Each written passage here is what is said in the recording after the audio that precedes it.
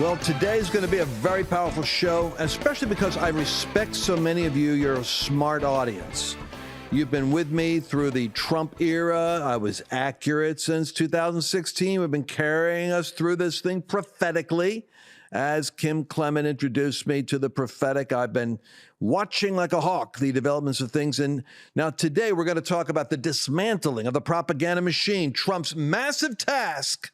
I'm going to talk to somebody that was being vetted during his first administration for heading up the Department of Education. Her proposal was dismantle it, Mr. President, and now he's doing it. I want to talk to you about what that means. And also, many of you have businesses, many of you have ministries. Wouldn't you love to be able to put the two together into a special new kind of configuration that lifts the gag order off of you so you could be political when you want to be political and make a profit when you want to make a profit? Is it possible, Lance? I've got the expert here today that's going to tell you how to do it, but you're going to need a brain boost. You're going to have an IQ upgrade to keep up with the complexity of subject matter that we're going to deal with as we go through Trump's reformation in America and global events happening in Europe. I take multi-collagen brain boost. Strange combination. Multi-collagen makes my skin all nice and fills in all the wrinkles and gives you joint elasticity and all the stuff we talked about. But then Dr. Jordan Rubin combined it with something interesting. Organic lion's mane, organic fermented ginkgo leaves, and hydrogenized fish collagen peptides. How could you possibly put that together? The guy's a genius. And he created a brain-boosting product that you can take by pills, which is I have to do on the show before I meet with you, and then also in the powder form with this vanilla flavor. I'm going to suggest that you get a hold of this, ancientnutrition.com/Lance. Take the brain boost that I take. Code BRAINBOOST. And if you're on Instagram or Facebook, just say boost, and I'll know what you're talking about. I want to get you a free bottle of this with every 2 bottles that you buy. Just once again, ancientnutrition.com/Lance, and use the code BRAINBOOST, and you'll be boosting your IQ. Now let's get into today's show. You're going to love it. Welcome back to the Lance Wallnau Show. I have a special guest with me now who is someone you're going to get to know better. Cynthia Dunbar, whose dad was a U.S. senator, whose mom was a judge, who grew up as I would say, a scholar in constitutional law, who has been a strong Christian, telling me about the reformation that Trump is doing years before it happened. One of our 7 Mountain experts. And so, Cynthia, welcome to the show. It's great to be here, Lance. All right, now you've let's go around the horn here for a second. You were interviewed in the early Trump administration, 2016, and you were talking to them about the Department of Education, and your advice was kind of radical. What did you explain to fearless leader they need to do with the DOE? So the DOE is an unconstitutional bureaucracy. And we were talking the Department of Energy, not Department of Education. Well, there are a couple of DOEs. We're talking specifically about the Department of Education. Right. There's several there that are also unconstitutional. But specifically, when you look at the Department of Education, when they contacted me, my advice was you should appoint someone as secretary who's willing to gore their own ox. They need to be willing to give back the appropriated dollars because the education should actually be controlled, the state for, 10th Amendment, states and the people. But the problem is with tax dollars that are appropriated, whenever they're used, they continue to be allocated and they don't go away.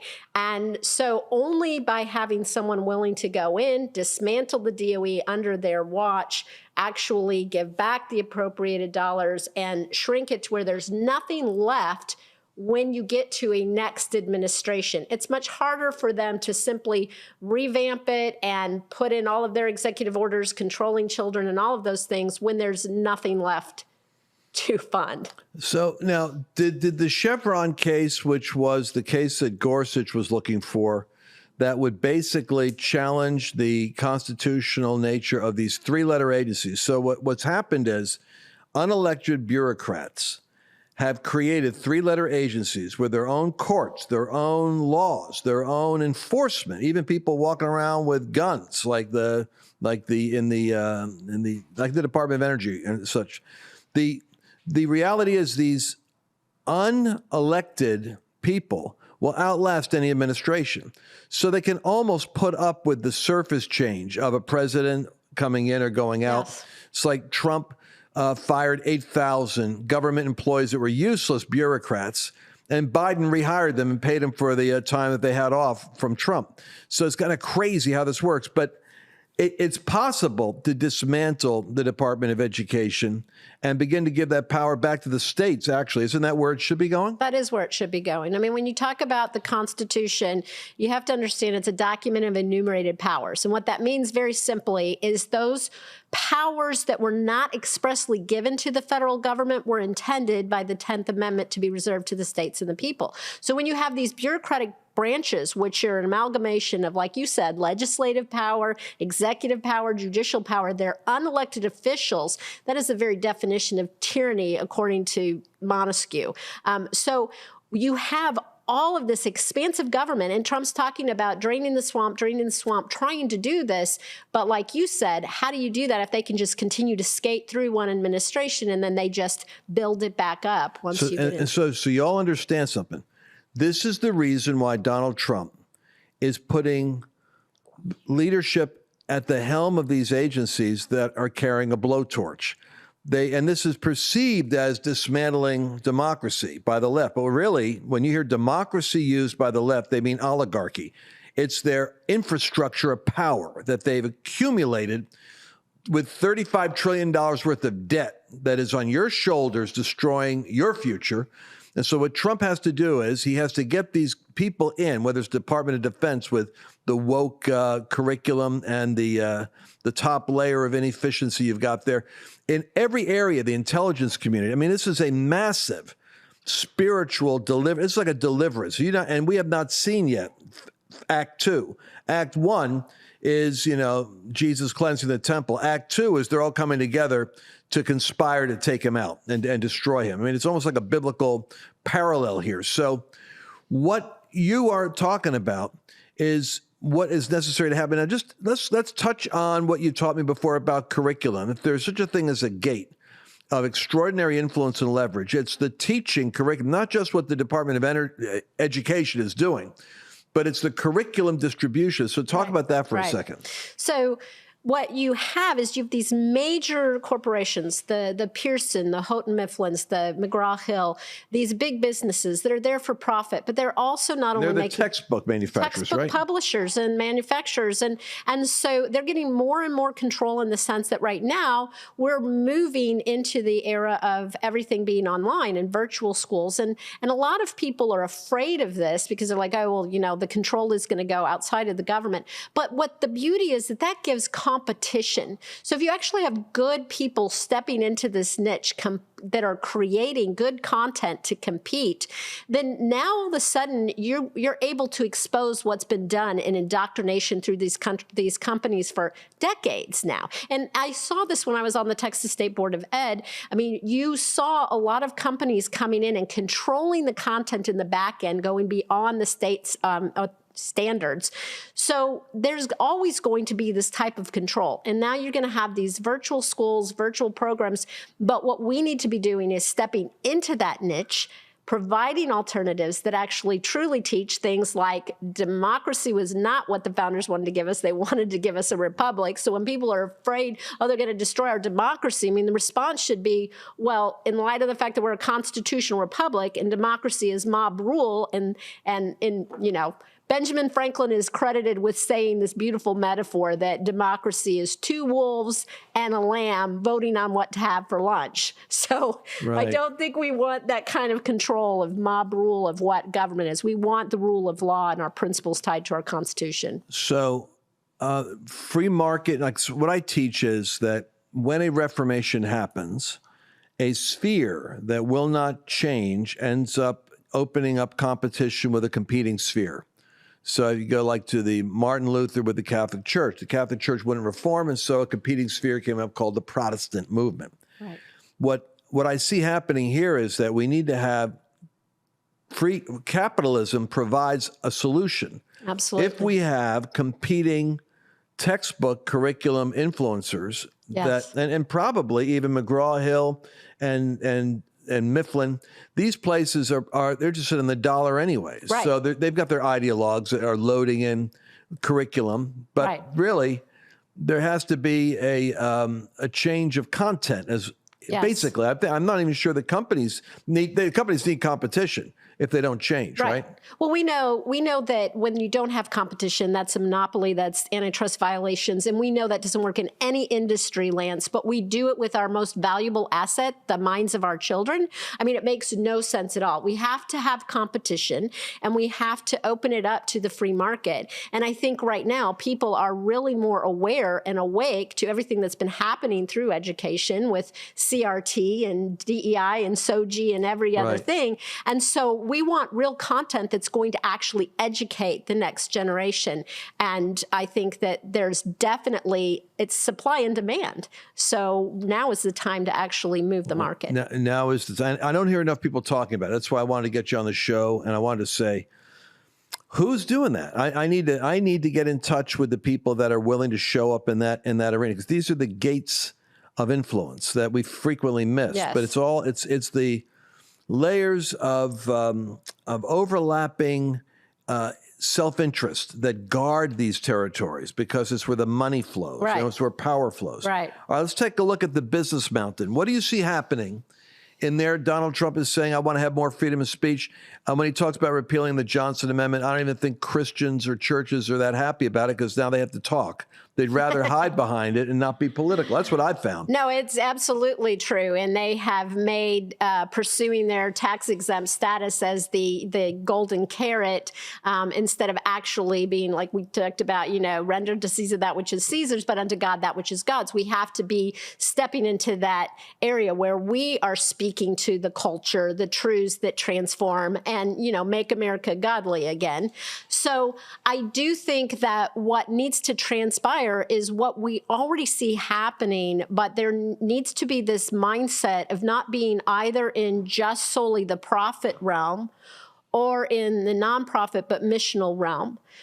These hybrid corporate structures that are actually combining being profitable and sustainable with also being purpose-driven instead of just greedy corporations, I think is a kingdom alignment. And that's why I'm doing what I'm doing right now to help ministries and for-profit businesses actually step into that niche. All right. So what I'm going to do is, we only got a minute 40 seconds in this segment here, and we can't get it all in now, so I'm going to hold you over, if you don't mind, for the next segment. But let's start off right now by saying there is a way that a corporation can be able to participate in mission-driven, organizational, philanthropic, nonprofit activity. There can be a linking up of the two. And the way that it's set up now, and I think it's like we talked earlier about the Johnson Amendment, how there was a gag order put on nonprofits. So, I mean, I do TV here, so no surprise. I do Christian television. And I have a chastity belt put on me. Basically, I cannot talk about political stuff. Well, how are you going to talk about the warfare that is going on in culture when the culture is talking about whether it's trans or whether it's corruption in government or whether it's injustice?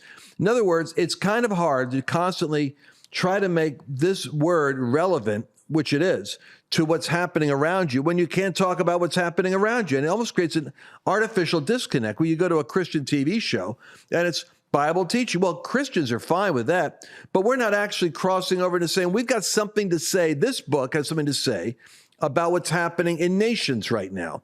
And the Word of God actually applies. So there is a structure we're going to talk about in the next segment, which is how a corporation, a business, and a nonprofit can find another way of coming together so that you don't have to have either or. You don't have to work for mammon only, and you don't have to work for with a muzzle on you so that you're irrelevant.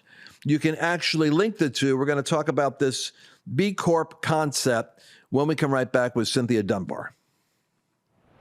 I'm excited to announce our Christmas extravaganza is finally here. Get this season's flannel sheets for as low as $59.98. They won't last long, so get them while you can. Our famous My Slippers, they haven't been on sale for over a year. Regularly $119.98, now only $59.98. Our 6-piece towel sets are back in stock with extremely limited quantities, only $29.98. With hundreds of MyPillow products, there's something for everyone on your Christmas list. Bathrobes, duvets, quilts, down comforters, and so much more. So go to MyPillow.com or call the number on your screen. Use your promo code to save on all MyPillow products. For example, flannel sheets for as low as $59.98, or our 6-piece towel sets, just $29.98. But that's not all. I'm extending our 60-day money-back guarantee until March 1st of 2025. Plus, all orders over $75 or more ship absolutely free. Go to MyPillow.com and use promo code Lance to save big on all of Mike's best products. That's promo code Lance. So it just came to me during the break that Cyrus was indeed prophesied to come into office after 70 years of bondage. And I did not realize till Cynthia told me that we've had 70 years of the Johnson Amendment. Is that right? Yes, 1954 is when that was enacted. So we are in our 70th year of bondage, like you talked about, operating in these entities with the gag order, and they're entities that I say are basically owned by Caesar, subject to seizure. Owned by Caesar and subject to seizure. That makes a great deal of sense. So, all right, so we've got this, and we do have this problem where we've got, even my friends, they've got a business which is, they will say it's for profit. So they've got to maximize profits. Then you got the nonprofit, which is not allowed to make a profit. They have to, S corps, et cetera, or 501c3s, they have to kind of balance out at the end of the year. Every dollar in went out. And what it does is it robs you of the power to be able to accumulate influence, wealth, or have a voice. So there is a mechanism around that. This is going to sound a little complicated for some of you, but for those of you that are baby boomers, who might want to, you have a business, you have an entity, or you have a vision for a nonprofit. A lot of folks that I run into that are retiring want to do philanthropic work. Now they're like Charis Bible College. It's amazing the number of people there that are retiring or retired that are now going to a year or two of Bible college, and they really are missional. They want the next chapter of their life to be meaningful for the kingdom. Right. So in the simplest way possible, explain to our audience what the structure is of a B Corp. There's 8,000 of them. The left is typically so much ahead of conservatives. They've been doing this. What does it do? How can we talk to people about, you can have a business. Hey, you can have a ministry. And there's a way in which you can make the two connected without having to have separate organizations with separate lords. Right. So, and it's a kingdom model, truly, because it's actually called a public benefit corporation.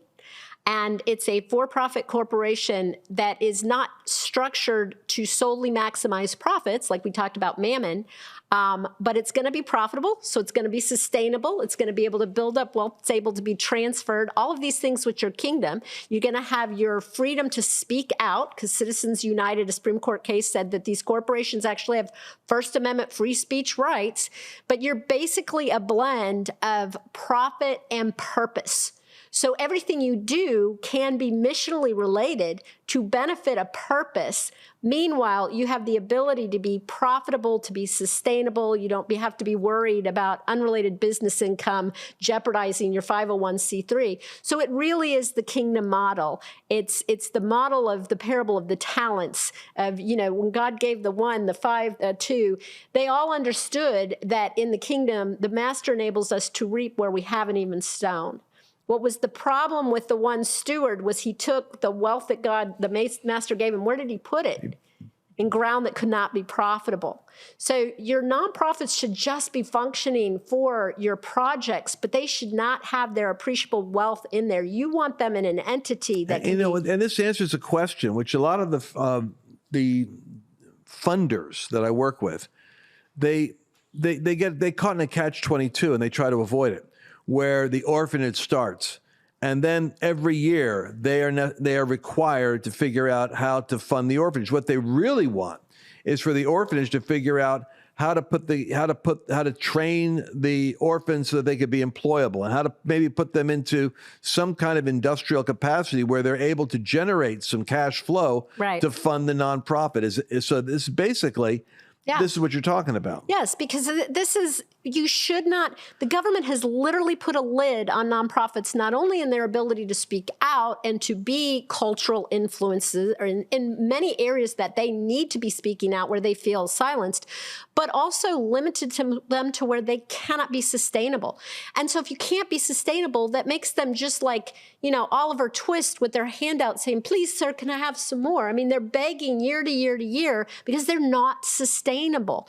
There needs to be a focus, and it is kingdom to expect to be profitable, that God will enable us to reap where we have not even sown. The human capital that God places in each individual is where all wealth development comes from. So when you're telling an entity that their whole focus has to not only be unprofitable, but not profitable, that's problematic, and it makes them very dependent on this select group of donors, and it doesn't actually build out sustainability using the human capital there to advance kingdom principles. So by having a public benefit corp, you are marrying the best of both worlds in that, yes, you're a profitable entity, but you're not driven by profits and mammon. You're driven by your purpose and your mission. We at MDO Global, what we say is, are you living mission driven?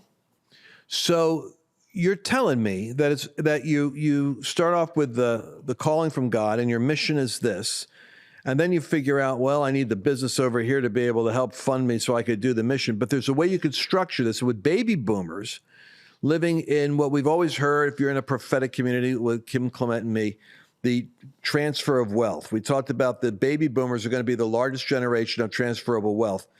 And in a lot of cases, the owners of businesses that are retiring don't have kids to give the business to. That's a problem. So they end up selling them to the BlackRocks and the Vanguards and these ghastly entities that will buy the assets or buy up the company if it's marketable. And then they impose their diversity, equity, whatever their Marxist political ideology is on the business. It started off as a value from a Christian wanting to start a business, now becomes absorbed by the beast. So how would this be set up?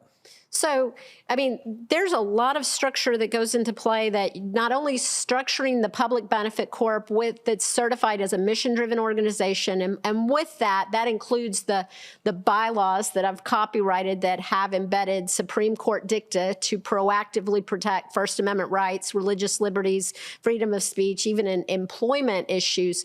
But what that does is that opens up now for these people who want to do good to even now potentially be in the market to acquire these businesses. A lot of these baby boomers that are going out, they don't want to sell to traditional, PE and that are going to dismantle the businesses or sell them off for a maximum profit in 7 years. They want them actually to be grown.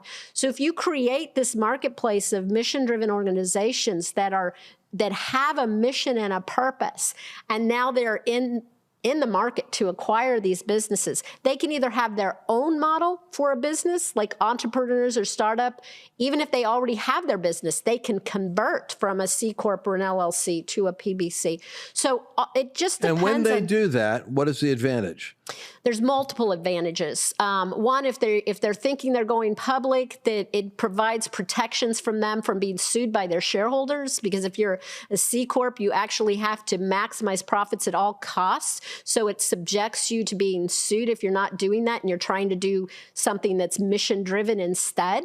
So it provides that legal insulation. It also, because of our copyrighted bylaws, it actually provides protection by bringing them into this universe with other mission-driven organizations through affiliation and through overt expression to align with things the Supreme Court has said to protect their religious liberties, their freedom of speech, even labor employment issues that would otherwise. So suppose, and this is the big nightmare, right? What they do with the bakers, or with the cases the LGBTQ community targets you for. They come and they want you to either bake the cake or hire them. And then they challenge you based on discrimination because they send a wild transgender over there who's got the job qualifications. You have to explain why you didn't hire them. So the intimidated or the meek conservative feels like, well, it's a business, is what the government requires. So we have all kinds of LGBTQ employees working here. And then it's kind of like, here's the deal. The pastors and the religious leaders go, well, I don't want to do that in the church. So the government says, all right, you're exempt. So the government basically controls the game and says, just don't talk politics and we won't force you to have to hire our people. Well, Trump has exposed a revolutionary pushback on the whole thing. So what you're saying is there's a way in which this structure protects you so that you can hire people that are compatible with your mission in your organization. Yes, and normally that exemption, like you said, is only for the C3s. But what you see is that, well, there was a Bostic decision, which was not a good decision. Love Justice Gorsuch, but disagreed with that because that was what pulled in, transgender and all of that definition within the whole gender definition. And so it now gets pulled in through the EEOC and Title VII. So my audience, mine doesn't do constitutional law. In fact, I got to always be thinking, if I don't know it, I know my audience doesn't. So help Dr. Lance understand. What's the Bostic decision? What was that? That was a decision where they basically said, we're going to change the definition of gender just being related to female and male, which was basically there to protect women from all the discrimination and that. And we're going to throw into that also includes transgenders and all this. Just a very messy decision. But the interesting point is he didn't talk about religious exemptions in that decision. But the Fifth Circuit Court of Appeals did, which is where we're sitting, and they added into that and said there's certain things that you can do that just like a nonprofit can exempt you, even though you're a for-profit, under your religious exemptions. But we have to make sure these are sincerely held beliefs, and there are certain ways you can do that. What was interesting is what they said are all the things we're doing by certifying our mission-driven organizations, because they're overt expressions of faith that they're making in their core corporate bylaws and their affiliation with the organization of mission-driven organizations. All of those are things that the court said, these will be litmus tests, things that we'll look to prove you really do have a sincerely held belief that would allow you to hire and fire Christians and people of like faith and that. So it really expanded those protections, but there's a way you have to do it. And you are the person that knows how to do it. Now, I can't believe we've gone through a half-hour show here. That's how fast it is when you're doing stuff like this. How do people get in touch with you, Cynthia, so that I know we got people out there that are both in ministry that want to know, I would like to be able to have businesses that I'm working on, and I don't necessarily want to do it wearing two different hats. I want to be able to synthesize them into one kind of like you call it mission-driven organization. If you have a business or a ministry or want to start one, this is the way to create the best format. It's called the B Corporation, and you can find out more about it by going to lancewallnau.com/mission, lancewallnau.com/mission.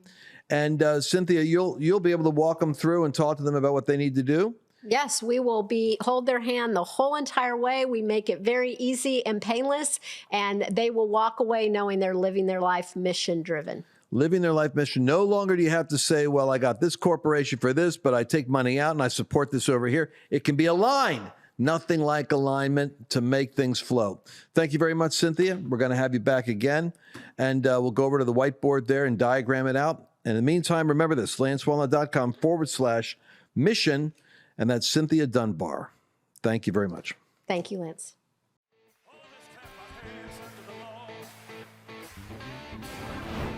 Did you enjoy this latest episode?